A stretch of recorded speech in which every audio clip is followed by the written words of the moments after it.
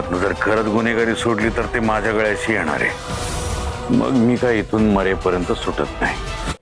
Hello मैत्रिणींनो, ठरलं तर मग मालिकेचा आजचा भाग म्हणजे 22 मेचा भाग. सचिन अर्जुनच्या विरोधात पुरावे गोळा करण्यासाठी त्याने कॅमेरा असलेला पेन त्याच्या खिशाला लावून असं म्हणत आहे, अर्जुन तू स्वतःला खूप हुशार वकील समजतोस ना, आता बघ पुरावे कसे गोळा करायचे असतात ते मी तुला दाखवतो. असं म्हणून सचिन आता सुभेदारांच्या घरी येऊन पोहोचला आहे.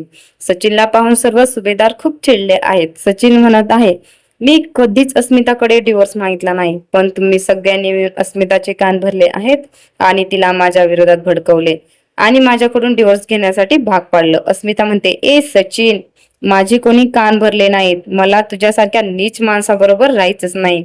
सचिन चैतन्यकडे पाहत म्हणतो, कारण तुला दुसऱ्या माणसासोबत आयुष्य काढायचं आहे ना. इकडे सायली गाढ झोपी गेलेली असते व तिला लहानपणीची तन्वी स्वप्नामध्ये दिसत आहे आणि सायली घाबरून जागी होते आणि मोठ्यानं ओरडते. सायली आता कपाटामध्ये ठेवलेले फोटो पाहते.